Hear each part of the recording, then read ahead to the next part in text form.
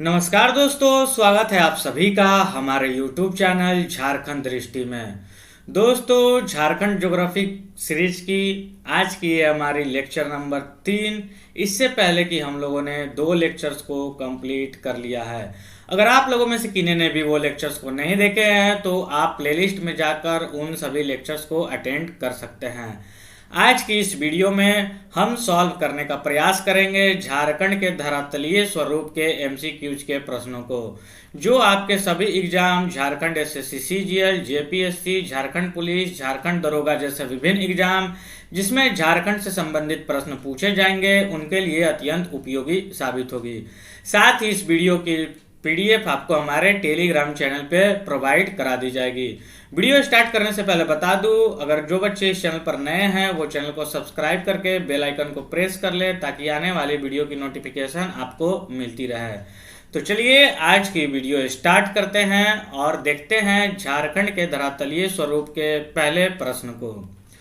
पहले प्रश्न में बोला गया है कि छोटा नागपुर पठार का विस्तार है भारत के किस भाग में। ठीक है, छोटा नागपुर पठार का विस्तार है उत्तरी पूर्वी भाग में। ठीक है, छोटा नागपुर पठार का विस्तार है उत्तरी पूर्वी भाग में। भारत के उत्तरी पूर्वी भाग में छोटा नागपुर पठार का विस्तार है। अगर हम भारत का नक्शा देखें तो ये भारत का नक्शा हो गया, और भारत के नक्शा में हम लोग देखें तो झारखंड उत्तरी पूर्वी भाग में है। तो उत्तरी पूर्वी भाग में झारखंड के होने के कारण उत्तरी पूर्वी भाग में छोटा नागपुर का पठार स्थित है। बढ़ते हैं प्रश्न संख्या 2 की ओर, और इसमें कुछ कथन और कुछ कारण दिए गए हैं और हमें इसे देखना है कि कौन से कथन कौन से कारण को मैच करते हैं। कथन में बोला गया है कि झारखंड में भूमिगत जल की मात्रा अत्यंत कम पाई जाती है। ठीक है, और कारण में बोला गया है कि झारखंड राज्य में पाए जाने वाले पठारों की ढाल अधिक है। तो ये दोनों जो बात है ये दोनों सही है, कथन तथा कारण दोनों सही है, तथा कारण कथन की सही व्याख्या भी करता है।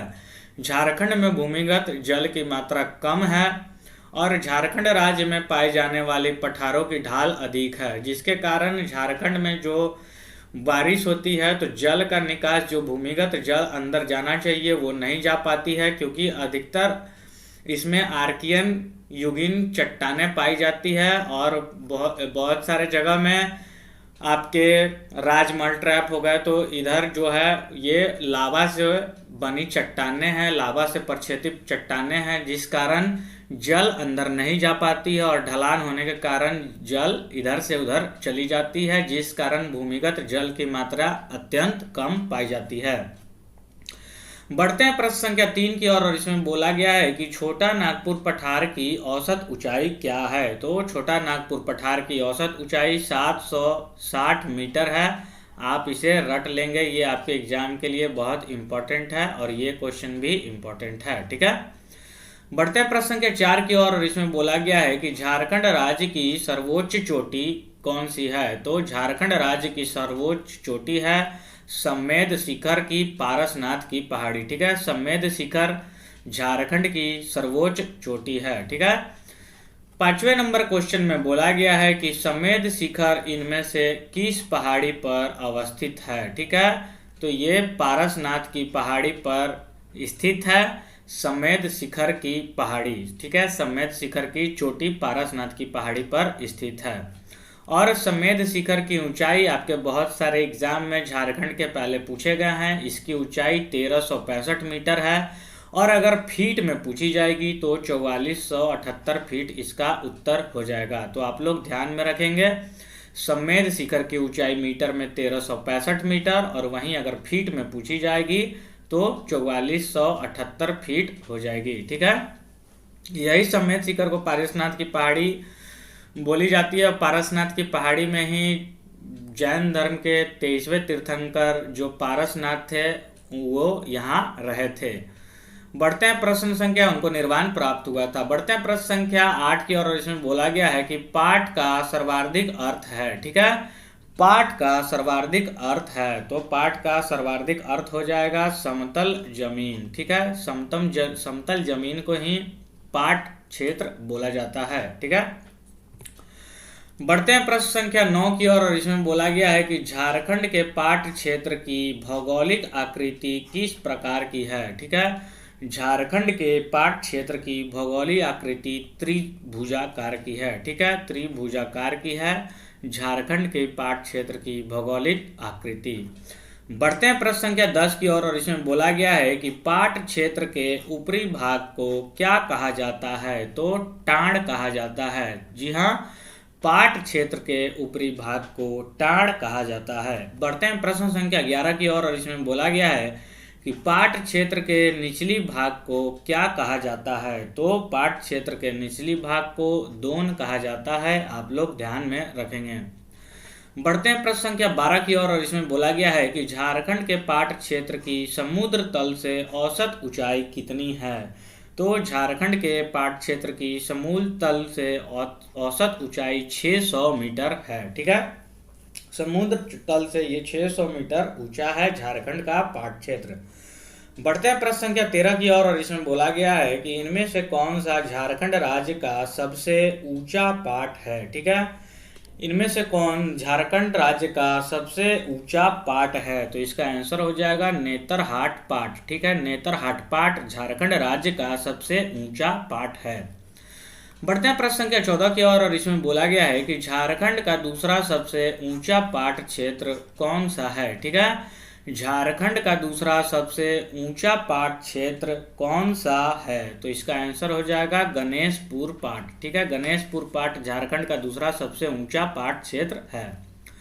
बढ़ते हैं प्रश्न संख्या 15 की ओर और इसमें बोला गया है कि इनमें से कौन सी पहाड़ी झारखंड के पाट क्षेत्र से संबंधित है। ठीक है, इनमें से कौन सी पहाड़ी झारखंड के पाट क्षेत्र से संबंधित है। तो ये सानू पहाड़ी और साराऊ पहाड़ी झारखंड के पाट क्षेत्र से संबंधित है। तो इस हिसाब से ऑप्शन सी आपका सही उत्तर हो जाएगा, उपयुक्त दोनों। बढ़ते हैं प्रश्न संख्या 16 की ओर और इसमें बोला गया है कि निम्न में से कौन सी नदी पाट क्षेत्र से निकलती है। वह कौन सी नदी है जो पाट क्षेत्र से निकलती है। तो शंख नदी है जो पाट क्षेत्र से निकलती है। बढ़ते हैं प्रश्न संख्या 17 की ओर और इसमें बोला गया है कि रांची पठार की आकृति कैसी है। रांची पठार की आकृति चौकोर है। ठीक है, ध्यान में रखेंगे, रांची पठार की आकृति चौकोर आकार की है। बढ़ते हैं प्रश्न संख्या 18 की ओर और इसमें बोला गया है कि इनमें से किस जलप्रपात का निर्माण रांची पठार से निकलने वाली नदियों के द्वारा होता है। तो जोन्हा जलप्रपात, जिसे गौतम धारा जलप्रपात भी बोलते हैं, हुंडरू जलप्रपात, दसम फॉल जो कि रांची में है। तो इस हिसाब से ये सभी आपका सही उत्तर हो जाएगा, उपयुक्त सभी। ठीक है, बढ़ते हैं प्रश्न संख्या 19 की ओर और इसमें बोला गया है कि ऊपरी हजारीबाग का पठार के बारे में इनमें से कौन सा कथन सत्य नहीं है। ठीक है, नहीं है पूछा है। हजारीबाग के पठार के बारे में आपसे पूछी गई है और पूछा गया है कि इनमें से कौन सा कथन सत्य नहीं है। तो चलिए ऑप्शन को पढ़ते हैं। इस पठार का निर्माण रांची पठार के समानांतर हुआ है, ये सही है। दामोदर नदी द्वारा कटाव के कारण यह पठार भूतकाल में रांची के पठार से पृथक हो गया, यह भी ऑप्शन सही है। इस पठार की समुद्र तल से औसत ऊंचाई लगभग 2000 मीटर है, यह भी सही है। और उपयुक्त सभी कथन सही है। इस हिसाब से ये सही हो जाएगी, उपयुक्त। सॉरी, ये 2000 मीटर तो नहीं होगी। तो इस हिसाब से ऑप्शन सी आपका सही उत्तर हो जाएगा। ठीक है, इस पठार की समुद्र तल से औसत ऊंचाई 200 मीटर नहीं है, ये ऑप्शन आपका गलत है। और पूछा भी गया है कौन सा कथन सत्य नहीं है। बढ़ते हैं प्रश्न संख्या 20 की ओर और इसमें बोला गया है कि निचला हजारीबाग का पठार के बारे में इनमें से कौन सा कथन सत्य है। ठीक है, तो ऑप्शन ए में बोला गया है कि इस पठार की अवस्थिति हजारीबाग जिले के उत्तरी भाग में है, तो ये आपका सही है। और इस पठार को बाह्य पठार भी कहा जाता है। बाहर होने के कारण अगर हम झारखंड के मैप में देखें तो इस क्षेत्र में ये निचला हो गया आपका हजारीबाग का पठार, और इसी के नीचे ठीक है ऊपरी हजारीबाग का पठार। तो बाहर होने के कारण इसे बाह्य पठार भी कहा जाता है। ऑप्शन नंबर सी में बोला गया है कि गिरिडीह का पठार निचला हजारीबाग पठारी क्षेत्र में ही अवस्थित है, यह भी सही है। इस हिसाब से उपयुक्त सभी कथन सत्य हो जाएंगे। बढ़ते हैं प्रश्न संख्या 21 की ओर। इसमें बोला गया है कि गिरिडीह के पठारी क्षेत्र का संबंध इनमें से किस नदी घाटी से है। ठीक है, गिरिडीह के पठारी क्षेत्र का संबंध इनमें से किस नदी घाटी से है। तो इसका आंसर हो जाएगा बराकर नदी घाटी। बराकर नदी घाटी से संबंधित है गिरिडीह का पठारी क्षेत्र। बढ़ते हैं प्रश्न संख्या 22 की ओर। और इसमें बोला गया है कि पारसनाथ की पहाड़ी किस नदी घाटी के निकट अवस्थित है। ठीक है, पारसनाथ की पहाड़ी किस नदी घाटी के निकट अवस्थित है। तो इसका आंसर हो जाएगा बराकर नदी घाटी। बराकर नदी घाटी के निकट पारसनाथ की पहाड़ी अवस्थित है। बढ़ते हैं प्रश्न संख्या 23 की ओर। और इसमें बोला गया है कि झारखंड का निचला हजारीबाग पठार किस प्रकार के चट्टानों से निर्मित है। ठीक है, झारखंड का निचला हजारीबाग पठार किस प्रकार के चट्टानों से निर्मित है। तो इसका आंसर हो जाएगा पाइरोक्सी ग्रेनाइट। ठीक है, पाइरोक्सी ग्रेनाइट प्रकार के चट्टानों से निर्मित है निचला हजारीबाग का पठार। बढ़ते हैं प्रश्न संख्या 24 की ओर। और इसमें बोला गया है कि राजमहल पहाड़ी क्षेत्र का विस्तार इनमें से किस जिले में है। तो झारखंड के अगर मैप को हम लोग देखेंगे तो राजमहल पहाड़ी क्षेत्र इस क्षेत्र में स्थित है, साहेबगंज के क्षेत्र में। तो इसका सही आंसर हो जाएगा साहेबगंज। ठीक है, बढ़ते हैं प्रश्न संख्या 25 की ओर। और इसमें बोला गया है कि राजमहल पहाड़ी क्षेत्र का विस्तार है लगभग। ठीक है, राजमहल पहाड़ी क्षेत्र का विस्तार है लगभग। तो इसका विस्तार कितना हो जाएगा दोस्तों, 2000 वर्ग किलोमीटर, यानी कि 2000 स्क्वायर किलोमीटर राजमहल पहाड़ी क्षेत्र का विस्तार है। आप लोग ध्यान में रखेंगे। बढ़ते हैं प्रश्न संख्या 26 की ओर। और इसमें बोला गया है कि राजमहल पहाड़ी क्षेत्र के नुकीली पहाड़ियों को किस स्थानीय नाम से जाना जाता है। तो इसका स्थानीय नाम है टोंगरी। ठीक है, राजमहल पहाड़ी क्षेत्र के नुकीली पहाड़ियों को टोंगरी स्थानीय नाम से जाना जाता है।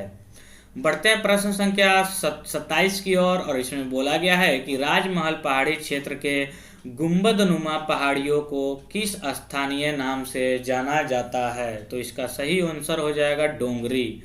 तो आप लोग ध्यान में रखेंगे, गुंबदनुमा जो पहाड़ियाँ होती है उसके लिए डोंगरी शब्द का यूज किया जाता है स्थानीय भाषा में, और जो नुकीली पहाड़ी होती है उनके लिए टोंगरी नाम का यूज किया जाता है स्थानीय भाषा में। आप लोग कंफ्यूज मत होइएगा। बढ़ते हैं इस सेट के राष्ट्र प्रश्न की ओर। और आपको अगर वीडियो हमारी पसंद आ रही है, ये सीरीज पसंद आ रही है, तो वीडियो को लाइक जरूर करें। आप लोग वीडियो देखते तो हैं लेकिन लाइक नहीं करते हैं। आपकी एक लाइक हमारे मोटिवेशन के लिए बहुत इंपॉर्टेंट है। तो चलिए इस सेट के लास्ट प्रश्न की ओर देखते हैं।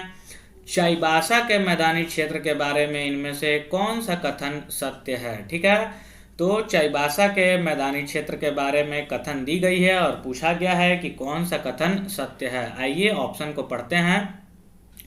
यह मैदान पश्चिमी सिंहभूम जिला के पूर्व मध्यवर्ती भाग में स्थित है। ठीक है, तो ये सही है। चाईबासा का मैदान पश्चिमी सिंहभूम जिला के पूर्व मध्यवर्ती भाग में स्थित है। बी में बोला गया है कि चाईबासा का मैदान उत्तर में दलमा श्रेणी से घिरा है। तो ये भी सही है आपका।